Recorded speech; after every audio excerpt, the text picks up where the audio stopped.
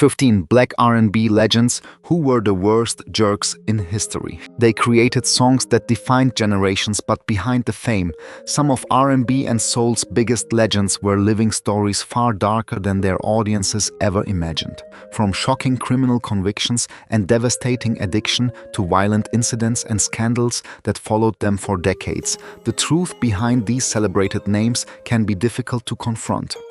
Rick James, James Brown, Ike Turner, Chuck Berry, R. Kelly, and others built extraordinary musical legacies, but success could not erase the consequences of their choices. Today, we uncover 15 complicated stories while separating documented facts from rumors. Before we begin, subscribe to Golden Black Legends, hit the like button, and tell us in the comments, can you separate great music from the person who created it?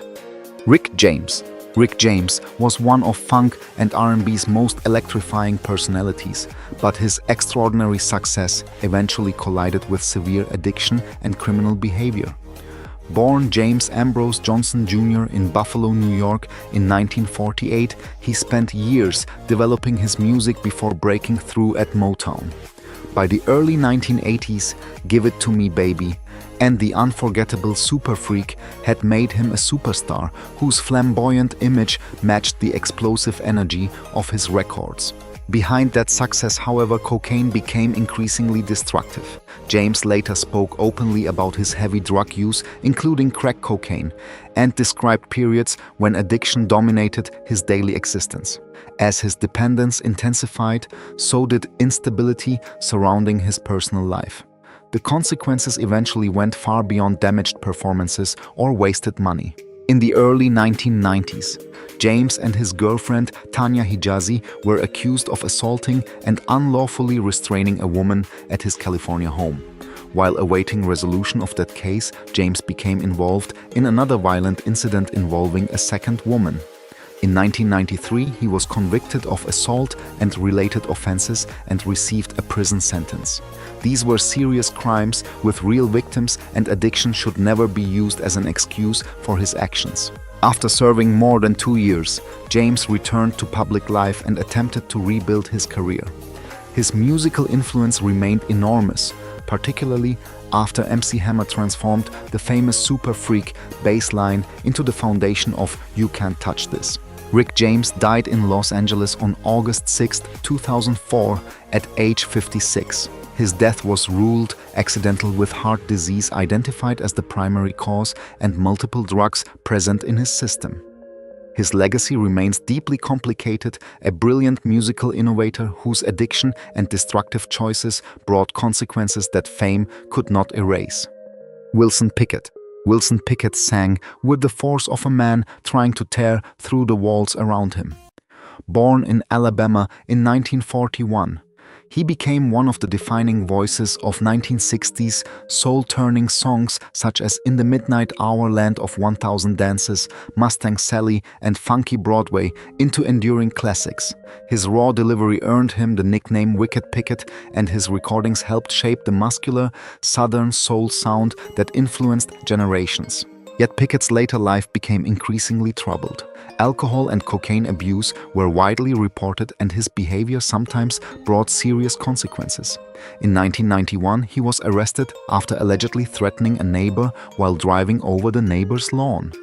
More serious trouble followed in 1992 when Pickett struck an elderly pedestrian with his car in New Jersey. Pickett pleaded guilty to drunken driving and received a jail sentence. The incident represented a painful fall for an artist whose music had once made him a symbol of confidence and unstoppable energy. His struggles with alcohol and drugs contributed to an increasingly unstable period, although addiction should never be treated as an excuse for actions that endangered others. Despite those difficult years, Pickett eventually regained recognition for what he had accomplished musically. He was inducted into the Rock and Roll Hall of Fame in 1991, and his songs continued reaching younger listeners through films, radio, and countless cover versions. Wilson Pickett died on January 19, 2006 at age 64 after suffering a heart attack. His story contains both brilliance and painful contradictions. He helped give soul music its urgency and fire, yet struggled to maintain control away from the microphone. The scandals belong in an honest account of his life, but so does the extraordinary voice that made Wicked Pickett unforgettable. James Brown. James Brown demanded precision from everyone around him, yet the man, famous for controlling every beat of his music, experienced periods when his own life became dangerously chaotic. Born in South Carolina in 1933, Brown escaped severe poverty to become the godfather of soul, creating a rhythmic language that helped give birth to funk and later became fundamental to hip-hop. I Got You, I Feel Good, Papa's Got a Brand New Bag, Cold Sweat and Say It Loud, I'm Black and I'm Proud made him far more than an entertainer. Brown became a cultural force. But behind the immaculate performances were drug problems, domestic violence allegations, and legal incidents that complicated his public image. One of his most notorious episodes occurred in September 1988. After an incident involving a firearm at an insurance-related business in Augusta, Georgia, Brown fled authorities in a vehicle leading police on a chase that crossed into South Carolina. He was eventually arrested and convicted on several charges. He received a 6-year sentence and served roughly 2 years before being released. Brown also faced multiple allegations of violence against women during his lifetime. These episodes should be described from documented complaints and legal records rather than exaggerated scenes. Substance abuse, including reported PCP use during particularly unstable years, formed another troubling part of his history, but it cannot excuse abusive or dangerous behavior. After prison, Brown returned to performing and remained enormously influential until his death. He died on December 25, 2006 at age 73 after being hospitalized with pneumonia and heart-related complications. James Brown's legacy is therefore uncomfortable but important to confront honestly. His innovations permanently transformed popular music, while his personal conduct sometimes stood in stark contrast to the discipline he demanded on stage. Celebrating the genius does not require erasing the damage. Bobby Womack. Bobby Womack lived a life that sometimes seemed as emotionally complicated as the songs he wrote. Born in Cleveland, Ohio in 1944, he began singing gospel with his brothers before attracting the attention of Sam Cooke. That mentorship helped open the door to an extraordinary career spanning gospel, soul, R&B, rock, and funk. Womack wrote It's All Over Now, later turned into a major hit by the Rolling Stones, and eventually recorded classics, including Across 110th Street, Woman's Gotta Have It, and If You Think You're Lonely Now. Yet one decision early in his adulthood created a controversy that followed him for decades. In 1965, only months after Sam Cooke's death, the 21-year-old Womack married Cooke's widow Barbara Campbell, who was considerably older than him. The marriage caused enormous backlash. Womack later acknowledged that the relationship damaged his standing with audiences and within the music business. Their marriage eventually collapsed amid another disturbing controversy involving Barbara's daughter Linda. Womack's difficulties did not stop there. He later struggled with cocaine addiction during years of professional and personal instability. His life included enormous losses as well, including the death of a young son. Eventually, he entered recovery and managed to continue creating music despite repeated setbacks. His later years brought renewed appreciation. Womack was inducted into the Rock and Roll Hall of Fame in 2009, and his 2012 album, The Bravest Man in the Universe, introduced his weathered voice to another generation. Bobby Womack died in 2014 at age 70. His story cannot be neatly divided into hero and villain. He made choices that caused real pain and controversy while also battling addiction and surviving devastating losses. What remains is a complicated legacy and a catalog whose emotional honesty still sounds unmistakably human. Chris Brown. Chris Brown entered the music industry with the image of a gifted teenager destined for extraordinary success. Born in Virginia in 1989, he was only 16 when Run It reached #1 on the Billboard Hot 100. His singing, dancing, and stage presence quickly positioned him among the most commercially successful R&B performers of his generation. Everything changed dramatically in February 2009. Hours before the Grammy Awards, Brown assaulted his then-girlfriend Rihanna during an argument in Los Angeles. Photographs of Rihanna's injuries spread worldwide, transforming the incident into one of the most notorious cases of intimate partner violence involving modern music celebrities. Brown pleaded guilty to felony assault. He received 5 years of probation, community labor, counseling requirements, and a restraining order. Accuracy is important here. This was not simply an internet allegation or celebrity rumor. Brown entered a guilty plea in a criminal case. His career nevertheless recovered commercially. Albums continued reaching high positions on the charts, songs accumulated billions of streams, and Brown developed a dedicated global audience. At the same time, additional lawsuits, arrests, allegations, and confrontations repeatedly kept controversy attached to his name. Not every accusation against him has resulted in charges or findings of wrongdoing, so those cases must be distinguished carefully from the 2009 conviction. That distinction makes Brown's story especially complicated. His musical achievements are measurable, but so are the consequences of his documented actions. At 37, in 2026, Chris Brown's story is still being written. Unlike historical figures whose legacies can now be viewed across an entire lifetime, he remains an active artist. The question surrounding him is therefore unresolved. How should audiences weigh exceptional talent against serious misconduct, when both have become permanent parts of the public record? Marvin Gaye. Marvin Gaye gave the world some of soul music's most tender recordings. Yet his private life became increasingly turbulent as addiction, financial pressure, and family conflict intensified. Born in Washington, D.C. in 1939, Gaye emerged from Motown's hit-making system before developing into an artist capable of combining romance with social commentary. From "I Heard It Through the Grapevine" to "What's Going On," his voice became one of the defining sounds of American soul. By the late 1970s and early 1980s, however, cocaine dependence had become a serious problem. Gaye's drug use accompanied worsening financial difficulties, professional instability, and periods of intense paranoia. The transcript describes his relationship with Janice Hunter as increasingly volatile, but some of its dramatic scenes are presented without supporting sources, so they should not automatically be repeated as established fact. After spending time abroad, Gaye returned to prominence with "Sexual Healing," which became a major international hit and earned him Grammy recognition.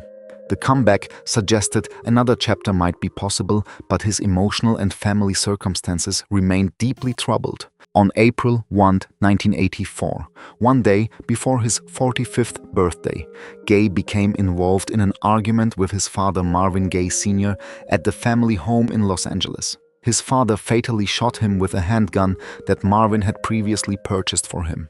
Gaye was 44. Importantly, Marvin Gaye did not die from a drug overdose.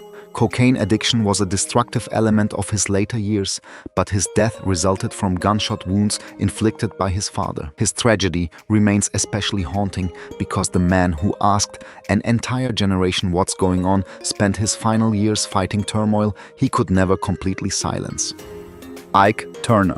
Ike Turner helped shape the foundations of rock, R&B, and soul, but his musical importance became inseparable from a documented history of addiction and abuse. Born in Mississippi in 1931, Turner was involved with Jackie Branston's Rocket 88, a 1951 recording frequently cited as an important precursor to rock and roll. Later, alongside Tina Turner, he built the Ike and Tina Turner Revue into an explosive live attraction. Behind the performances, however, Tina described years of coercive control and physical abuse in her autobiography, I, Tina. Their relationship reached its breaking point in Dallas in 1976. After another violent confrontation, Tina fled their hotel situation and eventually pursued divorce, rebuilding herself into a global solo superstar. Ike's cocaine addiction became another destructive force. His substance use intensified over the years, damaging his career and contributing to repeated legal trouble. In 1989, Turner was convicted on cocaine-related charges and subsequently served time in prison. The transcript correctly connects his later career with both drug problems and Tina's abuse allegations, although its dramatic reconstruction of individual scenes should not be treated as verbatim historical evidence. Turner eventually experienced a professional comeback. His 2006 album, Risin' with the Blues, won the Grammy Award for Best Traditional Blues Album, demonstrating that his musicianship remained formidable decades after his commercial peak. But his personal legacy never escaped the damage. Ike Turner died on December 12, 2007 at age 76. The San Diego County Medical Examiner determined that cocaine toxicity contributed to his accidental death alongside other health conditions. His story presents an uncomfortable truth. Extraordinary artistic achievement does not cancel abusive behavior. Ike Turner influenced popular music profoundly, but acknowledging that contribution requires equal honesty about the suffering associated with his private conduct. David Ruffin. David Ruffin's voice could turn desperation into beauty, making him one of Motown's most unforgettable lead singers. Born in Mississippi in 1941, Ruffin joined the Temptations in 1964 and soon became central to their rise. His commanding performances on My Girl Ain't Too Proud to Beg and I Wish It Would Rain helped define the group's classic era. But fame changed the balance. Ruffin developed a reputation for difficult behavior, missed appearances, and demands for greater recognition. His cocaine use became another serious problem. By 1968, tensions had reached the point where the Temptations dismissed him, ending one of the most celebrated singer-group combinations in soul history. The transcript also portrays Ruffin as violent toward singer Tammy Terrell and includes highly specific reconstructed scenes. Accounts of abuse involving Ruffin and Terrell have circulated in biographies and recollections, but the transcript itself provides no sourcing for several of its dramatic details. Those moments should therefore not be presented as proven exactly as described. Ruffin continued recording after leaving the Temptations.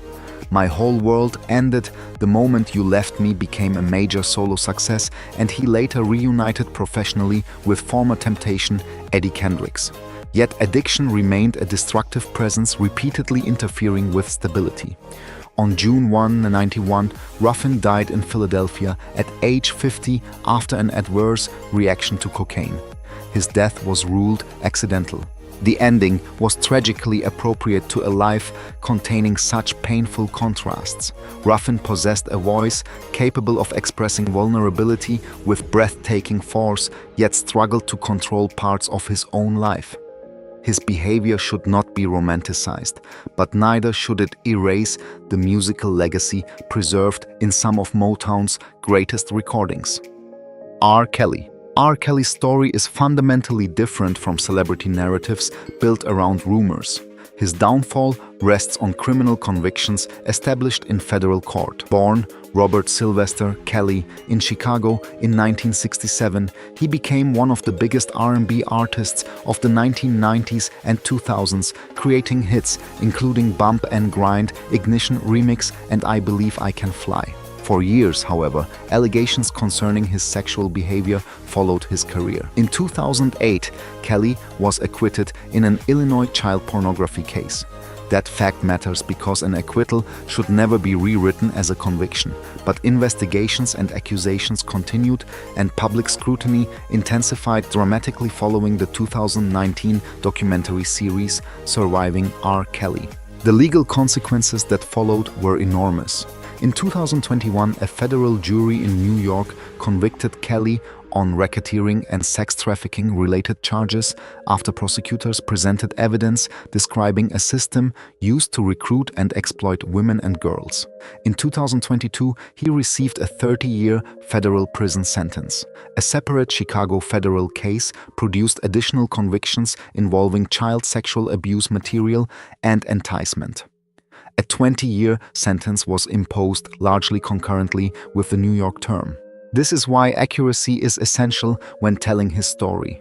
The transcript uses sensational language such as describing a dark empire, but the established court record is already serious enough without embellishment.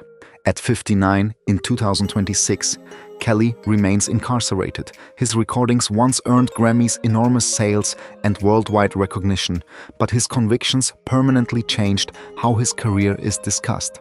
His story raises one of the hardest questions in popular culture: when an artist creates music loved by millions but is convicted of devastating crimes, can audiences or should they ever separate the work from the person? Sly Stone. Sly Stone helped create a musical vision that sounded like the future, but behind the message of unity was a long struggle with drugs and instability that gradually overwhelmed his career. Born Sylvester Stewart in Texas in 1943 and raised in California, he became the creative force behind Sly and the Family Stone, a groundbreaking interracial mixed-gender band that fused soul, funk, rock, gospel, and psychedelia. Songs such as Dance to the Music Every Day, People Thank You for Letting Me Be Mice, Elf Agin and Family Affair transformed popular music. Their appearance at Woodstock in 1969 became legendary. Yet as fame expanded, Stone's cocaine and drug use became increasingly destructive. Missed concerts, delayed appearances, erratic performances, and internal tensions damaged the group's momentum. The transcript describes this collapse dramatically, including performances where audiences waited while Stone arrived late or failed to deliver. By the 1980s, legal and financial difficulties accompanied his addiction. His once prolific career slowed dramatically, and Stone largely disappeared from mainstream public life. Reports decades later about his unconventional living circumstances created another wave of headlines, although those stories should not be simplified into claims that he had completely lost everything. Despite his personal decline, Stone's musical importance only grew. Sly and the Family Stone were inducted into the Rock and Roll Hall of Fame in 1993, and their innovations became foundational to funk, R&B, hip-hop, and countless artists who followed. Sly Stone died on June 9, 2025, at age 82 after long-standing health problems including chronic obstructive pulmonary disease. His story is painfully contradictory. He created music about people overcoming divisions while struggling to overcome his own demons. Addiction damaged decades of opportunity, but it could never erase what Sly Stone had already accomplished, changing the sound of American music forever. Ron Isley. Ron Isley built one of the longest careers in R&B history, but even decades of success could not protect him from a serious financial crime that eventually resulted in federal prison. Born Ronald Isley in Cincinnati, Ohio in 1941, he became the unmistakable lead voice of the Isley Brothers, a group whose career stretched across generations and constantly reinvented itself. From Shout and Twist and Shout to It's Your Thing, That Lady and Between the Sheets, the Isleys moved effortlessly through gospel, R&B, soul, funk, and quiet storm romance. Later, Ron reinvented himself again through his smooth, sophisticated Mr. Biggs persona, introducing his voice to younger audiences. Behind the polished image, however, Isley developed serious tax problems. In 2006, he was convicted of multiple counts of tax evasion. Federal prosecutors accused him of avoiding taxes on substantial income and using money for personal expenses while failing to meet his obligations to the Internal Revenue Service. In 2007, Isley received a sentence of 3 years and 1 month in federal prison. This is where the transcript needs correction. It calls him Ron Ely and adds highly cinematic details about IRS agents, luxury automobiles, and a mansion that should not be repeated without reliable sourcing. The documented tax conviction itself is strong enough without embellishment. After prison, Isley returned to music rather than disappearing in disgrace. The Isley Brothers' catalog remained enormously influential, while Ron continued recording and performing well into old age. At 85 in 2026, his story demonstrates how complicated a legacy can become. The tax conviction is an established part of his record, but so are more than 6 decades of extraordinary musical achievement. Ron Isley fell seriously, but unlike many legends on this list, he lived long enough to return. CeeLo Green. CeeLo Green built his career around one of modern soul's most distinctive voices, moving from southern hip-hop into worldwide pop and R&B success. Born Thomas DiCarlo Calloway in Atlanta, in 1975, he first gained national attention as a member of Goody Mob before collaborating with producer Danger Mouse to create Gnarls Barkley. Their 2006 single Crazy became an international phenomenon. Green later achieved another enormous solo success with Forget You, while his appearances as a coach on The Voice transformed him into a familiar television personality. For a period, his eccentric fashion and powerful singing made him one of entertainment's most recognizable figures. Then his public image changed dramatically, following a criminal investigation stemming from a 2012 encounter with a woman in Los Angeles. Prosecutors initially investigated allegations of sexual assault, but Green was not charged with sexual assault. That distinction is essential and should never be blurred. Instead, in 2014, Green pleaded no contest to a felony count of furnishing ecstasy to the woman. He received 3 years of formal probation, community service, and counseling requirements. Following the case, Green also posted controversial comments on social media concerning consent. He later deleted the remarks and apologized, acknowledging that his words had been irresponsible. The consequences extended beyond the courtroom. His reputation suffered and some professional opportunities disappeared, but Green subsequently continued recording and performing. At 51 in 2026, his story remains unfinished. Unlike cases based entirely on celebrity gossip, there is a documented criminal disposition here, but accuracy requires stating exactly what it was. CeeLo Green was not convicted of sexual assault. He pleaded no contest to furnishing a controlled substance. That distinction does not erase the seriousness of the case. It simply ensures that a difficult story is told without turning allegation into established fact.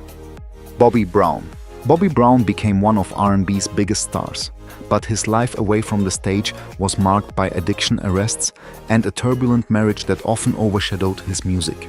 Born in Boston in 1969, Brown first found fame with New Edition before leaving the group and launching a solo career. His 1988 album Don't Be Cruel turned him into a superstar, producing hits such as My Prerogative, Every Little Step, and Roni. As success exploded, Brown's personal life grew increasingly unstable. He has publicly discussed years of alcohol and drug abuse, including cocaine. His 1992 marriage to Whitney Houston became one of entertainment's most scrutinized relationships. Their years together included substance abuse arguments and legal trouble. However, it would be inaccurate to claim Brown alone caused Houston's addiction. Houston herself acknowledged drug use and described a more complicated history. Brown also accumulated legal problems, including multiple arrests and convictions related to driving under the influence. In 2003, he was charged with battery after an altercation with Houston and later pleaded no contest. Their marriage ended in divorce in 2007. His later life brought attempts at sobriety and devastating personal losses. His daughter Bobby Christina Brown died in 2015 at only 22, and his son Bobby Brown Jr. died in 2020 at 28. Those tragedies added another painful dimension to a life already shaped by addiction and public scrutiny. At 57, in 2026, Brown remains a survivor of an era that nearly consumed him. His history contains behavior that should not be romanticized, but his story is also one of longevity. Behind every scandal remains the performer who helped redefine New Jack Swing and whose declaration of My Prerogative became an anthem for an entire generation. Chuck Berry. Chuck Berry helped invent the language of rock and roll, yet his extraordinary musical legacy exists alongside a troubling criminal and legal history. Born Charles Edward Anderson Berry in St. Louis in 1926, he transformed rhythm and blues into something younger, faster, and revolutionary. Maybelline, Roll Over Beethoven, rock and roll music, and Johnny B. Good established a guitar-driven blueprint followed by generations of musicians. Trouble with the law began long before international fame. As a teenager, Barry was convicted of armed robbery and spent time in a reformatory. His most consequential early career case came after he transported a 14-year-old girl across state lines. Federal prosecutors charged him under the Mann Act. His first conviction was overturned because of concerns about the trial judge's conduct, but Barry was convicted again in a retrial and served prison time. Decades later, another disturbing controversy emerged. In 1990, women filed lawsuits alleging that hidden cameras had been installed in a restroom at Barry's restaurant in Missouri.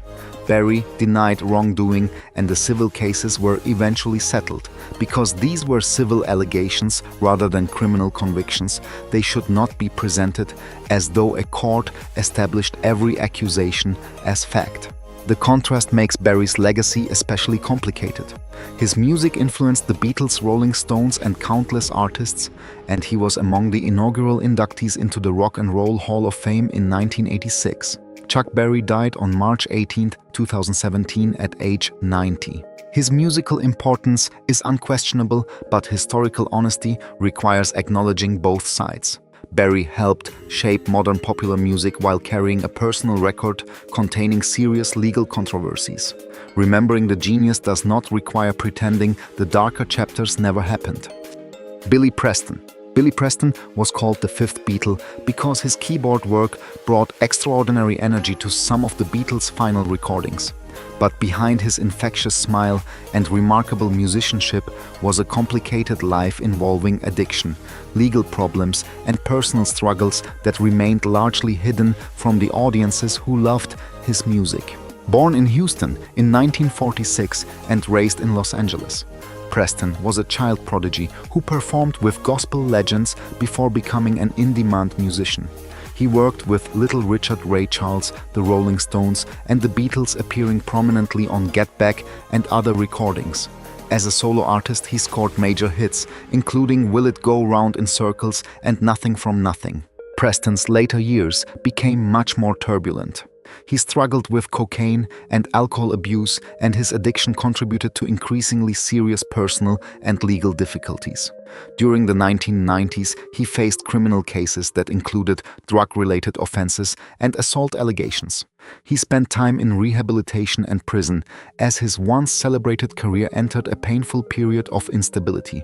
His private life also carried deeper wounds. Preston later described childhood sexual abuse and experienced that biographical accounts have connected to emotional difficulties throughout his adulthood. That history provides context for his struggles, but it should never be used to excuse unlawful behavior or reduce his entire life to trauma. Despite everything, Preston continued making music. His immense reputation among fellow musicians survived the scandals, and his keyboard performances remain woven into some of rock and soul's most celebrated recordings. Billy Preston died in 2006 at age 59 after suffering serious health complications including kidney disease. His story remains one of striking contrasts: gospel roots and addiction, international acclaim and imprisonment, joy-filled music and private suffering. The darkness was real, but so was the extraordinary talent that made Billy Preston impossible to replace. Behind the timeless records and unforgettable performances were lives far more complicated than the legends we saw on stage. From Rick James and James Brown to Ike Turner, R. Kelly, and Chuck Berry. These stories remind us that extraordinary talent does not erase addiction, criminal convictions, destructive choices, or the pain caused to others. Some found redemption and rebuilt their lives, while others left behind questions that still divide audiences today. But where should we draw the line between honoring great music and confronting the person who created it? Can you separate the art from the artist? Tell us what you think in the comments and keep the discussion respectful. If you value stories that explore every side of Black music history, like this video and subscribe to Golden Black Legends.